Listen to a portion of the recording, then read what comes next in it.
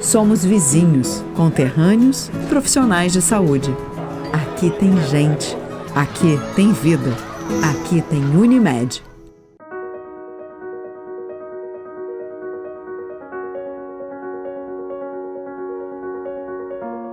Há 27 anos, a gente iniciou uma história. Mas a gente evoluiu. Hoje, já somos 4 agências e com projetos para expandir mais. Estar cada vez mais perto de você.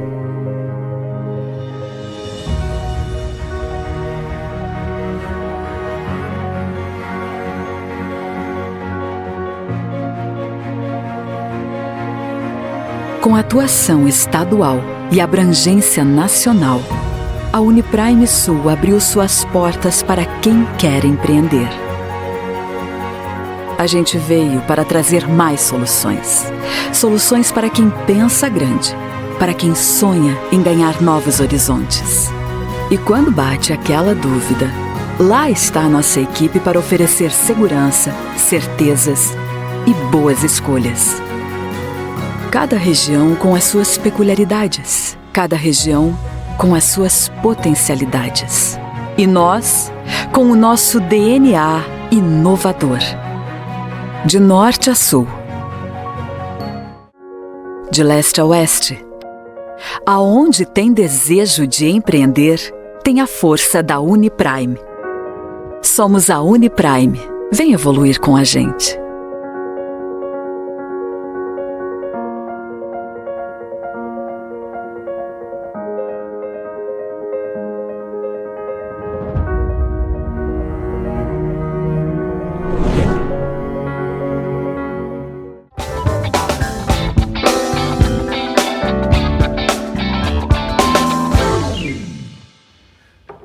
Boa noite, nossa saudação a todos. Estamos dando início ao nosso programa Painel, numa parceria com a Unimed Erechim.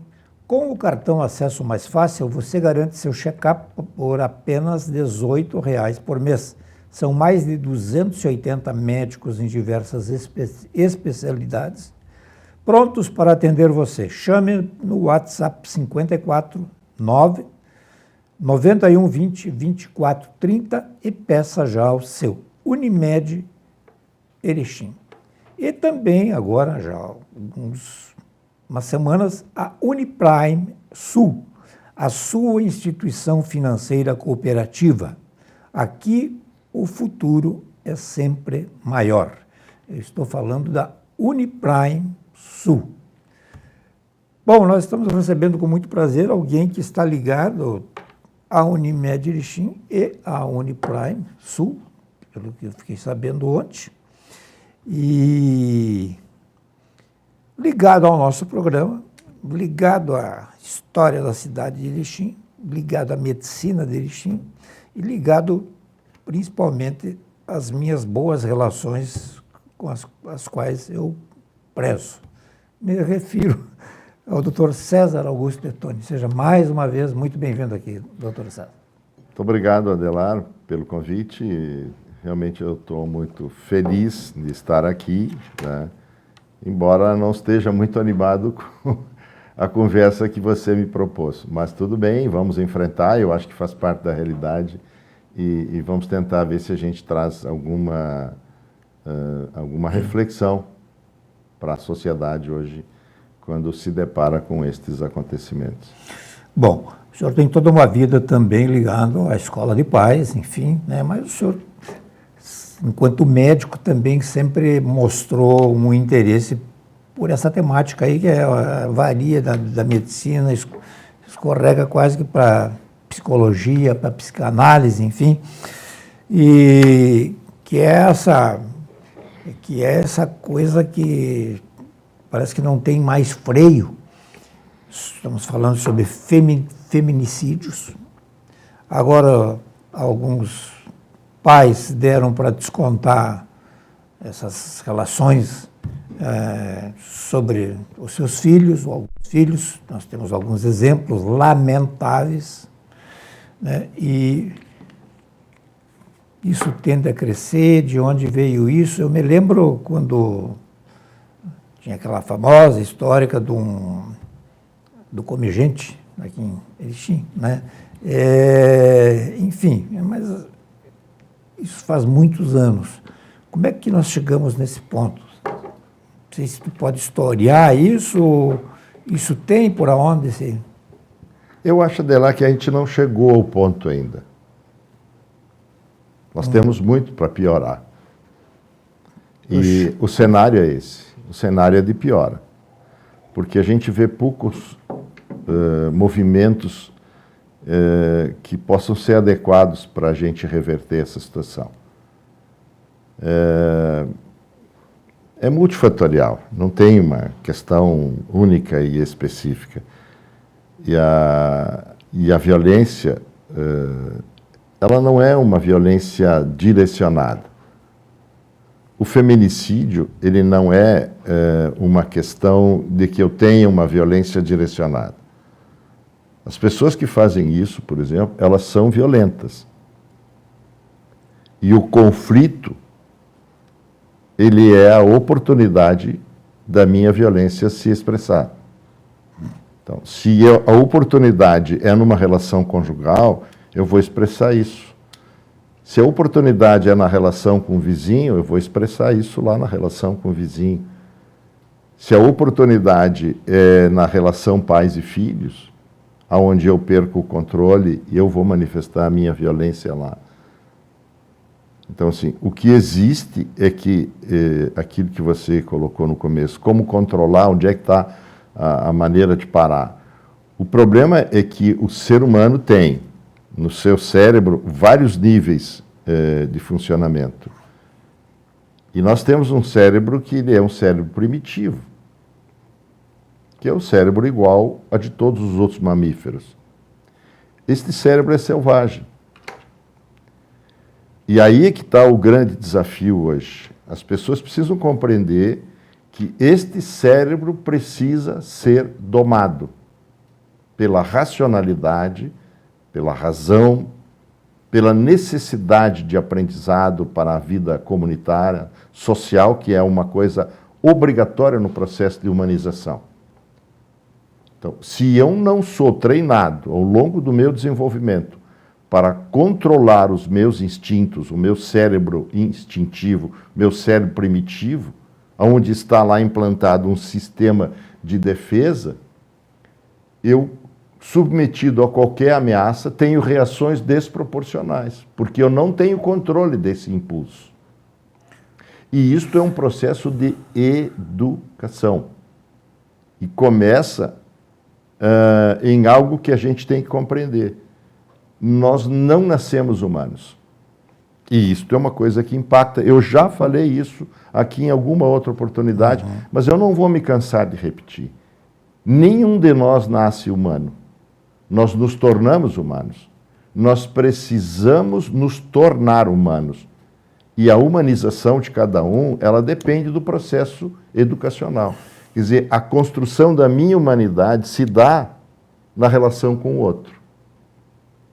Então, nós dependemos obrigatoriamente do outro, porque lá no começo da vida é dele que eu vou aprender o que é a vida, o que é um comportamento, o que é sociedade, o que é limite, o que é valor. Eu tenho que aprender isso. Isso é educação. E o que nós estamos fazendo com isso hoje com as nossas crianças? Então, estas pessoas que hoje estão nessa situação de não terem controle, não terem freio dos seus impulsos, eles estão com uma condição humana absolutamente inadequada. Mas eles foram vítimas de um processo construtivo, de um processo educacional que os tornou assim. É multifatorial, podemos discutir algumas das coisas. Agora vamos voltar aí à década, digamos, de 40, de 30, de 20, de 50, não sei o quê. Ocorriam esses fatos nessa proporcionalidade, ou a gente não tinha informações e ocorriam e a gente não sabia? Eu, pelo menos, quando era criança, adolescente, eu não ouvia falar tanto assim nesse desregramento total, nessa falta de freio total Não, havia. Nessa vulgarização total. Havia violência. Me lembro da minha infância, por exemplo, que havia determinados locais no interior que eram locais sabidamente violentos. Que num jogo de futebol tinha briga, às vezes era briga, ferimentos com arma de fogo, às vezes ferimento com arma branca, às vezes ferimento com objetos contundentes. Havia verdadeiras batalhas campais. Então, havia violência.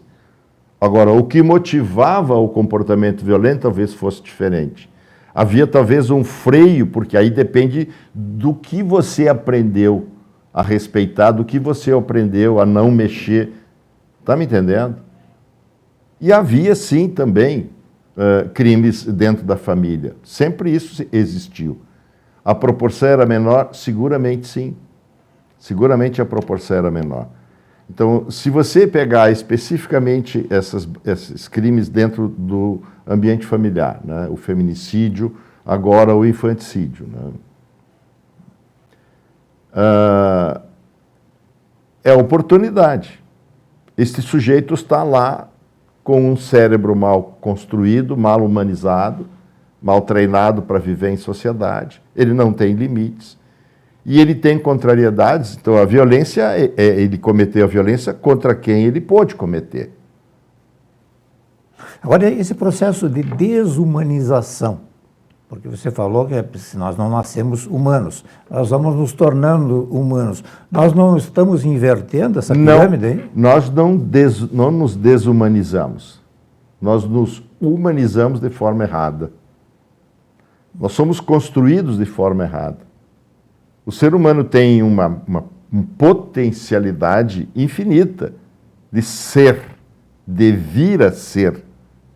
Tu tem genética para isso. Mas o que faz você se transformar num ser humano maravilhoso é o processo de cuidado e criação que você recebe durante a sua evolução. Nos 5, nos 6 primeiros anos de vida vão fazer toda a diferença. É só isso? Não. Temos vida intraútero.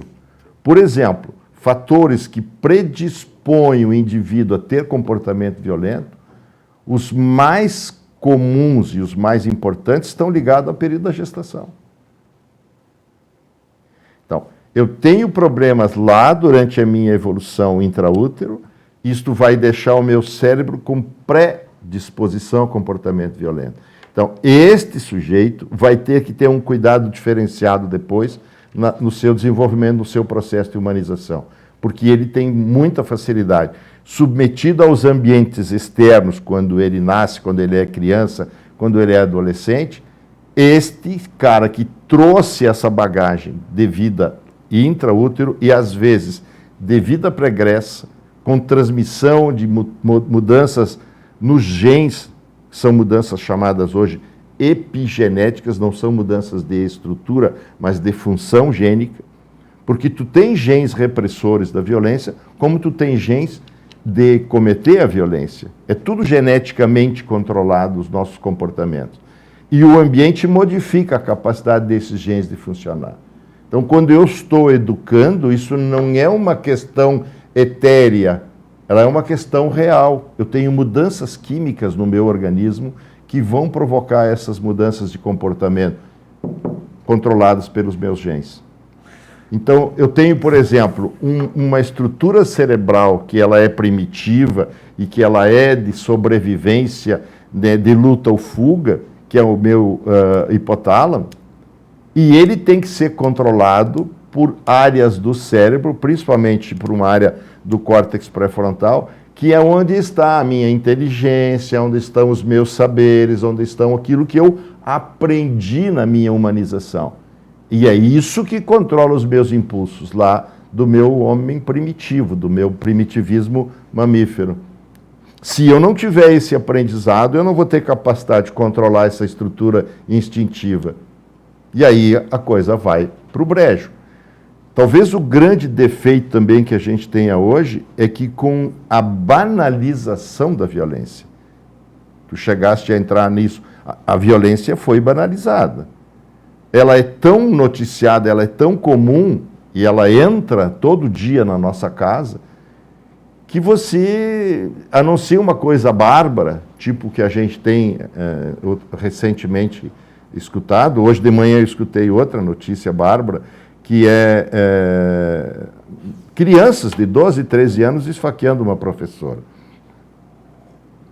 O que acontece no cérebro dessas crianças? Esse é o problema, né? Então, assim, nós podemos, no máximo, nascer com predisposição ao comportamento violento, mas nós não nascemos monstros. Nós nos tornamos monstros ao longo da evolução, ao longo da educação, ao longo da criação. E aí tu tem múltiplos fatores, tu tem um caldo de cultura hoje na nossa sociedade. O que o senhor acha que seria, digamos, 2, 3 fatores, tivesse que elencar 2, 3 fatores, assim, os mais fortes que podem fazer com que o cérebro, né, ele acenda o estopim e que um pouco ele vai...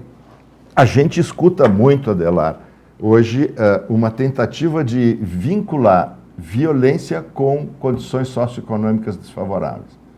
Não é verdade. Uhum. Isso não é verdade. Então, assim, tu pode ter uma exposição a condições mais desfavoráveis por essa condição socioeconômica. Mas esta é uma vinculação que é impossível de ser sustentada.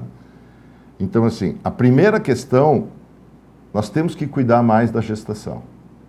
Nós temos que cuidar mais das mães gestantes. Nós temos que cuidar mais das mulheres que querem ter filhos. Mas quando o senhor disse esse cuidar mais, não é o médico cuidar mais, é o pai participar mais. A sociedade toda. Está entendendo? A sociedade toda. As pessoas têm que ter instrução. Elas têm que saber o que é significativo, o que é importante, que eu preciso evitar, que eu preciso não ter isto no histórico deste ser humano que está se criando. Nós já estamos, eu te falei já, da transgeracionalidade. Por exemplo, um comportamento violento, ele pode vir com tendência de transgeracionalidade.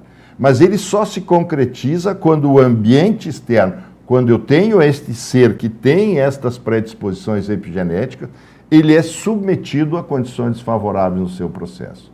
Ele tem negligência, ele tem abandono, ele tem abuso. Por muito tempo se tentou vincular tratamento violento, comportamento violento dos pais e violência dos filhos. Isto não sustenta. Muito mais importante do que a violência dos pais no tratamento com os filhos é a negligência. É eu abandonar, eu não tá nem aí para você. Isso faz muito mal para o ser humano.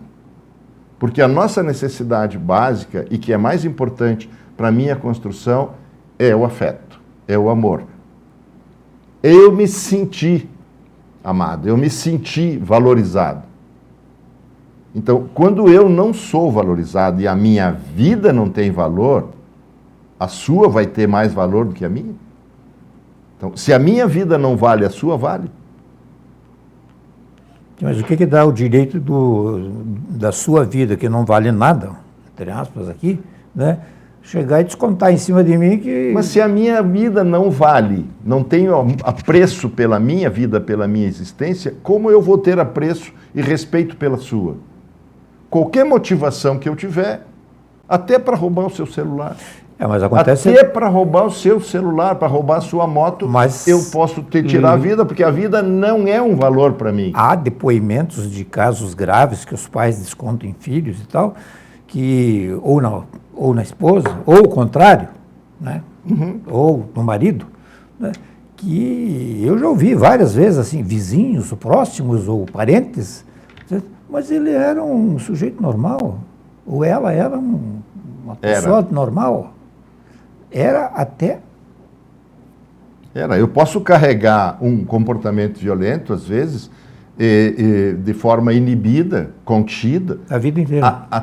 Por muito tempo, até porque, às vezes, eu tenho a tal da contenção social. São as forças de contenção social, que também estão bastante diminuídas.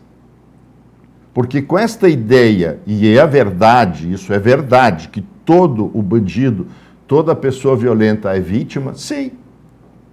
Porque ele nasceu com o direito de ser humanizado de forma adequada. Todos nós nascemos assim. Então, quando você tem esse tipo de coisa, raras exceções, que tu tens problemas genéticos de mutações, etc. O resto é ambiental e, às vezes, transgeracional. Você tem uma caminhada para chegar a esse sujeito com esse tipo de comportamento. Então, nós temos que olhar para a gestação e temos que olhar para a infância de outra forma. É ali que está se constituindo este ser. Ninguém nasce violento. Pode nascer com predisposição. Mas se o ambiente externo é legal, se essa criança é acolhida, se essa criança é amada, se essa criança é cuidada, e ela se sente desta forma, aquela tendência que ela tem dentro do cérebro dela não é ativada. Ela não será violenta na vida adulta. Então, esse é o grande problema. Por outro lado, mesmo que eu não tenha esta predisposição, eu posso vir a me tornar uma pessoa violenta. Depende de como o ambiente se oferta para o meu desenvolvimento, para o desenvolvimento do meu cérebro, para o processo de humanização. Pense na diversidade de ambientes sociais. Tu pode pensar isso dentro da tua cidade, nos mais variados locais, a diversidade social. Pense na diversidade social no mundo, no planeta. Sociedades que ainda têm, por exemplo, amputação de clitóris de meninas quando nascem. Isso ainda é praticado. Então, que tipo de sociedade é essa? Que tipo de ser humano é produzido dentro dessas sociedades? Que isso ainda é aceito. Sociedades primitivas ainda temos, na África, no Brasil, indígenas. Que tipo de sociedade, que tipo de humano se produz lá? Se o Adelar hoje tiver um filho e aos 2 dias de idade ele resolve levar para uma tribo indígena Yanomami ou Ticuna, lá no interior da Amazônia, depois de 2 anos este humano é o quê? É um erechinense? Ou é um indígena? Ele se torna um indígena. Então, quem humaniza, quem constrói a tua humanidade é o ambiente onde você é colocado. E aí você imagina essa infinitude de diversidades sociais no mundo, no planeta. Aí você começa para a infinitude de realidades familiares. As novas constituições, os novos arranjos. Esse é um tema que, inclusive, eu estou estudando, que eu estou preparando uma palestra sobre isso. Tá? É uma coisa muito diversa do que a gente tinha. Agora você coloca o mundo todo, de toda essa diversidade, colocado na sua casa diariamente. Pela TV, pela internet, pelo WhatsApp, por todos os meios digitais. Então você não lida mais com a sua família no seu cantinho, no seu quadrado. E a sua família não é mais comparada, e as coisas que você tem, com a família do vizinho, do irmão, do tio. Hoje você está no mundo. Você está no mundo. Então tem muita influência externa, tem muita diversidade. E aí tu acha que estas diversidades todas vão gerar seres humanos iguais? Eu recebo notícias de um amigo meu que é jornalista e mora em Porto Alegre, e ele recebe, por sua vez, de Brasília. E me passa um resumão, assim, de todos os dias. Né? E eu passo para alguns amigos. Né? E um dia, um amigo jornalista de Porto Alegre, né, de 50 anos já, ele me mandou, José Aldir, eu vou te pedir um favor, não me passa mais, né, porque eu passei minha vida inteira com isso, e eu recebo tanto, o meu cérebro não está conseguindo mais metabolizar. Como é que é o termo que ele usou? Processar todo esse... Então faz assim, muito obrigado e tal, né? Continua, agradeço por você lembrar, assim, mas ele me pediu isso porque ele estava a fim de ver outras coisas. Nós vamos fazer o nosso intervalo e já voltamos.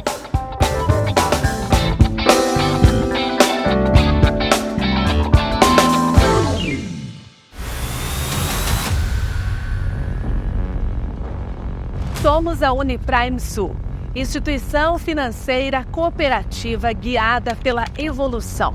E foi esta motivação que nos trouxe até aqui. Desde 1996, nossa missão é unir médicos e empresários com esse mesmo propósito.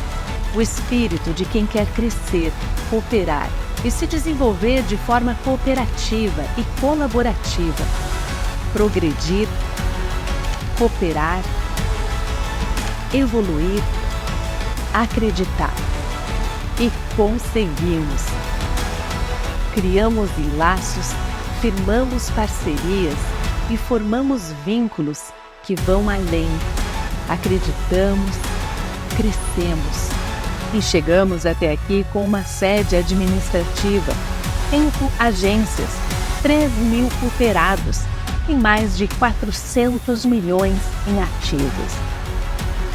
A Uniprime Sul é a instituição financeira cooperativa completa para quem compartilha desses valores.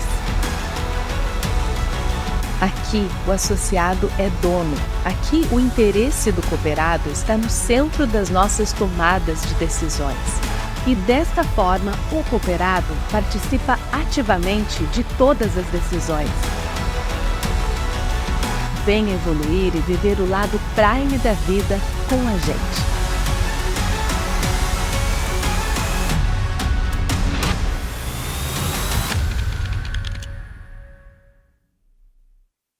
O Hospital Unimed Erechim é para todos. Todos que escolhem um jeito mais humano e moderno de cuidar da saúde. Muito além do prontuário, o nosso foco é na pessoa. Um hospital cooperativo que dedica-se ao bem-estar de cada indivíduo. Que olha para a frente, mas está sempre ao seu lado. Que usa os melhores recursos para aproximar as expectativas mais otimistas. O Hospital Unimed é para você, é para todos.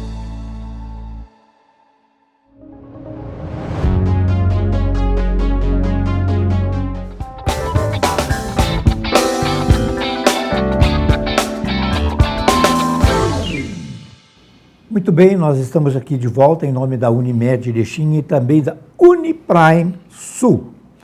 Bom, doutor César, as últimas informações que eu recolhi sobre feminicídio aí dizem respeito a 2023, mais ou menos, então não faz tanto tempo assim, estamos iniciando 2025, e coloca o Brasil como o 5º país com maior número de feminicídios. Os outros ali Guatemala, eu sei que quase todos eles são primeiro, segundo, terceiro lugares, países da América Latina. O que isso tem a ver ambiental com o cérebro, com a localização, com... Seguramente nenhum desses homens que mataram as suas parceiras nasceram assim. Ponto. É uma questão cultural apenas? Não. Não é. A violência é uma questão da construção da pessoa. E o feminicídio é a oportunidade. Então, eu tenho um conflito, eu sou incapaz de lidar com a frustração. Imagina assim, se eu tenho um sentimento de rejeição, e eu sou rejeitado agora pelo meu amor, pela minha paixão. Mas eu tenho uma incapacidade de lidar com essa frustração. Porque eu não equilibrei bem o meu sistema, da minha amígdala, do meu sistema límbico, com o meu córtex pré-frontal. Eu não eduquei, eu não fiz essa formatação que precisa ser feita na minha infância. Precisa ser feita na minha meninice e complementada na adolescência. E isto é educação. Isto é educação. Então, nós fizemos um movimento de repressão ao feminicídio, mas você sabe que todas as campanhas para diminuir comportamento violento, criminalidade, etc., de forma repressiva, ou você vai ao extremo, e o extremo significa muita violência ou mais violência do que os próprios cometedores, e isto leva a uma eliminação em massa dessas pessoas, ou você não tem resultado. Agora, eu estou disposto a fazer uma dizimação de pessoas porque elas têm comportamentos inadequados? Isto será que é a solução? Aí nós recolhemos essas pessoas que têm comportamento inadequado. Nós temos o maior número de prisioneiros do mundo no Brasil, embora não tenhamos a maior população como país. E nós não temos mais aonde colocar essas pessoas. E nós estamos prendendo e soltando. Isto é solução? Ou é um estímulo ao comportamento porque as pessoas não sofrem mais penalidades pelo seu comportamento violento? E aí a gente está num beco sem saída, nós não sabemos o que fazer. Mas durante todo esse tempo que esse processo vem se acentuando, que a criminalidade, a violência vem aumentando, o que é que nós fizemos, que capacidade tivemos para olhar para a origem do problema? Aí ficamos com essa história da desigualdade social, isso é história, não é a desigualdade social. Nós temos que olhar o que é que estamos fazendo com as nossas crianças. O que é que nós estamos fazendo no processo de construção de humanidade, no processo de humanização dos seres humanos. Pelo que o senhor está falando, a raiz disso se dá, digamos, desde o nascedouro até... Desde a concepção é o maior problema. Tá, até criança? Até 7, 8, 10 anos. Tá. Já na adolescência vai explodir o que teve ruim lá atrás. Mas Mas ainda é a última oportunidade que eu tenho de corrigir coisas. Pois é, mas isso aí não determina uma espécie de falência total, digamos, das relações humanas familiares? Mas o que você pensa? Não, quem vai humanizar as crianças, então? Ou os pré-adolescentes? Mas o que é que nós estamos propondo hoje? Onde é que nós estamos botando as crianças? Uma criança de 4 meses vai para uma creche. Ok. Vai ser cuidada. Esse cuidado é adequado? Esse cuidado tem, junto com o cuidar, que cuida das necessidades físicas, mas e a afetividade que essa criança precisa? Existe nesse ambiente? Esse já é um como é que eu posso, que não havia lá atrás. Como eu posso, como cuidador de um ambiente social, fornecer esse afeto necessário? A criança tem esta percepção de que é amada por este cuidador? Ele consegue substituir um afeto materno? Por outro lado, como as mulheres são preparadas para essa maternidade hoje? Nós temos no Brasil um índice de gestantes, isso é um dado bem antigo, de 2010, 2011, do Ministério da Saúde, onde mais de 40% das mães das gestações eram indesejadas. Isso é o primeiro problema. Quer dizer, eu ter um filho que eu não desejava, eu já tenho um dado de quem? Do Ministério da Saúde, 2011, 2010. Então, isso já é um problema. Porque a primeira coisa importante para eu ter uma criança saudável é o desejo de tê-la. É a vontade de tê-la. Porque isso me leva a cuidar melhor. Quando eu não tive o desejo, eu posso trabalhar isso comigo. Eu vou ter que trabalhar, se eu buscar ajuda, eu vou mexer com os meus sentimentos, a minha emoção, e eu vou tratar melhor essa situação. Sim. Pensa. Tu descobri que a tua mãe não queria que você nascesse. Que a tua mãe não queria engravidar de você. Que sentimento te traz? E isto, silenciosamente, está presente nas relações mãe e filho. Nas relações pai e filho. Então, nós começamos pela dificuldade de manter os relacionamentos afetivos conjugais. nós começamos a achar que as famílias reconstituídas, as famílias monoparentais, é uma realidade, está aí. Não se trata de fazer juízo de valor, se isso é certo, se é errado. Era errado porque a igreja, era errado porque nós não aceitávamos. Nós tivemos, quando é que foi a lei do divórcio no Brasil? Tu tem ideia, tu que é jornalista? Eu não me lembro, mas ela é recente. Então você estava civil, quando você tinha uma separação, você tinha civilmente um problema, e na tua religião, maior ainda, ok? Ao ponto de você, se você se separasse e casasse com outro, você era excomungado. Entendeu? Não faça juízo de valor. Então, nós temos uma facilidade para construir e desmanchar relações. E se nessa relação que eu construo, eu faço um filho, eu construí uma família. Aí eu me separo. Esta família não deixa de existir. Ela tem uma nova dinâmica, ela tem uma nova constituição, ela tem laços completamente diferentes.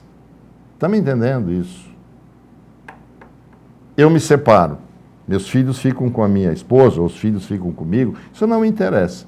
Esta família não deixa de existir. Ela tem uma nova dinâmica, ela tem uma nova formatação, mas ela é uma família. Aí eu tenho uma nova relação e construo uma outra família. Daí eu pertenço a esta aqui, mas eu continuo pertencendo a essa outra que eu tinha antes. E as demandas e as dinâmicas que isto existe, elas são muito complexas. Elas são tão complexas que mesmo os especialistas que estudam isso têm dificuldade, às vezes, em lidar com isso. E essas pessoas não têm suporte, não têm orientação, não têm subsídios para poder dar conta dessas demandas diferentes que aparecem nessas relações tão ramificadas, difusas. E como é que eu presto atenção, como é que eu presto assistência, como é que eu presto amparo, afetividade para estes membros desta família complexa que eu tenho agora? Porque pode ser que o outro lado também construiu uma nova relação e se juntou com filhos de outra relação do outro parceiro, que são os tal das famílias reconstituídas. Tem até um filho, os meus, os seus e os nossos. Mas aí já são filhos, digamos, um tanto quanto mais crescidos.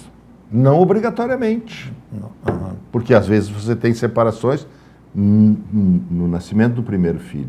A maioria das separações dos casais, isto não sei se atualmente ainda é assim, isso é um dado de 2010, 2008, é com o nascimento do primeiro filho. E às vezes a incapacidade de eu sair de um parceiro conjugal, sexual, e fazer uma transição para a parentalidade. Porque na família eu tenho todos esses papéis. Eu sou marido, entendeu? Eu sou filho da outra família, eu sou irmão, eu tenho múltiplos papéis na minha vida familiar. Da família de origem, da família que eu ingressei, onde eu sou cunhado, eu sou genro. Consegue entender isso? Todos são papéis, eu vou ter que desempenhar isso. São relações sociais. Então, a vida em sociedade, ela é obrigatória. E nós temos que ser treinados, temos que ser preparados para a vida em sociedade. E aí entram outras coisas que a gente até agora não abordou. São os limites. Porque a vida em sociedade exige limites, que me limitam a fazer aquilo que não é prejudicial ao outro. Eu não tenho o direito de, em nome da minha satisfação ou da minha liberdade, fazer coisas que prejudicam as outras pessoas. Onde é que eu começo a botar limite? Desde o nascimento. Talvez desde a vida intraútero, onde eu vou ter rotinas da minha vida de gestante que vão já acostumando esse meu bebê, o horário de dormir, o horário de descansar, baixar a adrenalina, baixar o cortisol. Está me entendendo? E eu vou criando isso a mim, porque é isso que me humaniza. E eu não tenho uma vida possível sem o outro, porque a minha humanidade se constitui na relação com o outro. Quantos outros eu tenho na minha vida que vão me ajudar a me construir? Então eu dependo, a minha existência e a minha construção dependem do outro. E a gente tem que ter essa noção que o outro e que a vida em sociedade, ela é essencial. O ser humano é um ser social. Ele não é um ser gregário. Não é para ter vidas autônomas e individualizadas. Então, isso é um problema seríssimo. E a outra coisa que vem para a vida em sociedade, que é impositivo, são os valores. Que são comportamentos que favorecem a vida social, a vida com o outro. E aí nós podemos listar um monte deles. Isto é ensinado? Isto é praticado? Eu te pergunto, então, dois adolescentes, um casal, que começa a se relacionar e tal, lá para os seus 12, 13, 14 anos, eles discutem isso, eles debatem isso, eles se preocupam em isso. Quais são os valores que eles colocam na mesa? Eles têm alguma noção disso? Não. Mas eles são fruto do que lhes foi ensinado. Mas acabam indo, enfim... Será que é mais importante eu saber geografia, história, ou eu saber sobre mim, sobre a minha constituição, a minha condição humana, do que é importante para a minha vida, entender como eu vim até aqui, cheguei aqui, como eu me desenvolvi. Isso não deveria ser tema de aula, de matéria? Quando nós éramos colegas lá no Mantovani, eu quase rodei por causa... Eu nunca entendi que a soma dos catetos o que é? Ao quadrado da hipotenusa. É o quadrado da hipotenusa, né? Queriam me deixar mais um ano lá. Então, até hoje eu não entendi por quê. Isso era importante para a tua vida, saber esse teorema? Mas me rodava um Sim, ano. Tudo bem. Aí eu sou aprovado na matemática, eu sou aprovado no português, mas na vida eu sou reprovado. Uhum. Então, há que ter uma preocupação de levar para estas crianças, para esses pré-adolescentes e adolescentes, informações para que eles possam ter mais empoderamento, apropriação da sua própria vida. Porque eles são jogados para a vida e eles precisam ser jogados para a vida. Mas numa vida que tem tanta pressão, tanta informação e tanta diversidade, qual é o caminho que eu tomo? Qual é o comportamento que é importante? O que eu devo valorizar na minha vida, no meu comportamento? Eu não tenho esse suporte, eu não tenho essa orientação mais.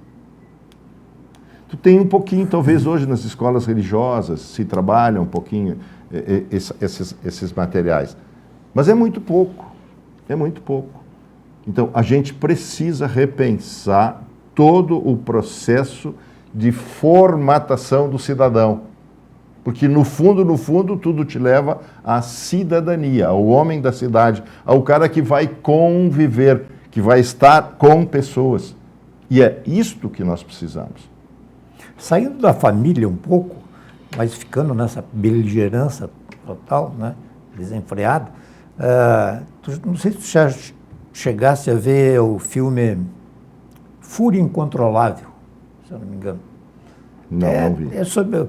Eu recomendo a todos que possam assistir, se eu não me engano, o William me salva, é Fúria Incontrolável mesmo, né? Que tem a ver sobre o trânsito e tal, um cara que com um caminhonetão desses modernos, que parece mais um caminhão, mas é uma caminhonete, né? Um cara grande, né? Russell Crowe, forte, né? Ele acaba engordando um monte para fazer esse filme e ele vai com a sua caminhonete e de repente ele é importunado por uma mulher que tem que chegar no trabalho não sei que hora, levar o filho para a escola não sei que hora, está atrasado, o trânsito está trancado e ela tem uma reunião com o advogado dela do processo de separação dela. E o cara não sai da frente, ela começa a buzinar e o cara se... O conflito começa. O cara se irrita, e aí vai até o fim do filme. Seria interessantíssimo, porque eu pedi para minha filha assistir, ela só botou assim, nunca mais eu vou dizer alguma coisa. Então, assim... Pois é, então não é só dentro da família. Sim, Como a gente tem esta baixa educação, essa deficiente educação para a vida em sociedade, a gente é muito intolerante. Porque a ideia é que tem que predominar o seu direito, o seu interesse, a sua pressa. Eu posso olhar, eu não vi o filme, mas eu posso olhar do outro lado, que direito eu tenho, mesmo que eu esteja com pressa, com problemas, etc., de ficar importunando os outros, porque... Mas aquilo saiu assim, espontaneamente. Não, tá entendendo? Tu tem que olhar de todos os lados. Todos nós nos achamos que a nossa necessidade ela é prioritária. Então, a gente vive hoje um hedonismo, é um termo relativamente novo, que é um problema seríssimo que a Europa está enfrentando, que a França estuda isso há alguns anos, nos seus jovens, que é eu. É eu. São as pessoas em si mesmadas, é eu em mim, é eu. E o nós? Como que eu sou mais importante se o nós é o que me sustenta? Você planta mandioca, ele planta feijão, o outro me fornece o arroz, a carne. Eu dependo de todo mundo para a minha vida. Eu dependo do médico, eu dependo do professor. Nós somos dependentes. Cada um faz a sua função para construir essa sociedade. Dependo até da creche. Ninguém é mais importante do que ninguém. Então, construir este cidadão que tenha esta compreensão e esta capacidade da vida em sociedade é o grande segredo. Porque nós vamos todos nos respeitar.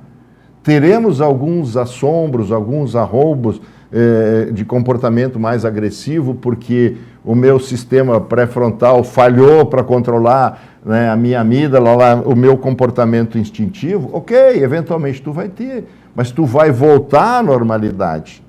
Tu vai fazer a reparação de eventuais comportamentos que não foram adequados. Entendeu? Não há uma forma mágica e definitiva de controle. Talvez tu possa domesticar pessoas e abolir totalmente o seu instinto pelo medo. Isso não é educação. Bom, nós temos 1 minuto e 11 segundos. Queria lhe agradecer mais uma vez pela entrevista muito esclarecedora, porque é um tema, quanto mais a gente cava, mais complicado fica. Mais percepção e clarividência a gente tem, que é preciso continuar cavando mais. Gostaria de cumprimentar pelos papéis que você desempenha junto à Unimed, junto à Uniprime, nossos apoiadores aqui, e muito obrigado. Fiquei feliz que a Uniprime também agora está aqui, né? Isso é muito bom, são as nossas duas cooperativas que a gente tanto admira e ajuda, contribui, né, para que tenham uma condição adequada, exerçam a sua função como cooperativas. Isso é fundamental, porque às vezes tem muita facilidade de você iniciar uma instituição cooperativa e daqui a pouco elas se perdem no caminho, nos seus princípios, nos seus objetivos. Por isso agradeço a ambas, o que nos permite, por exemplo, ouvir pessoas erichinenses falando sobre temas universais. Uma boa noite a todos e até a próxima.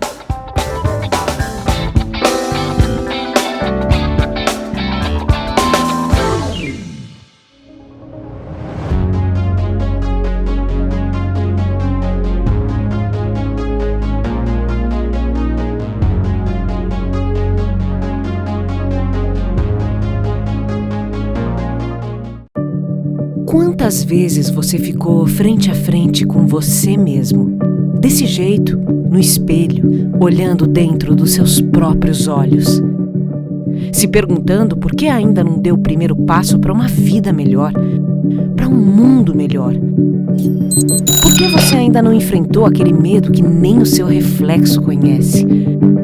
Já pensou na rotina que deseja tanto mudar?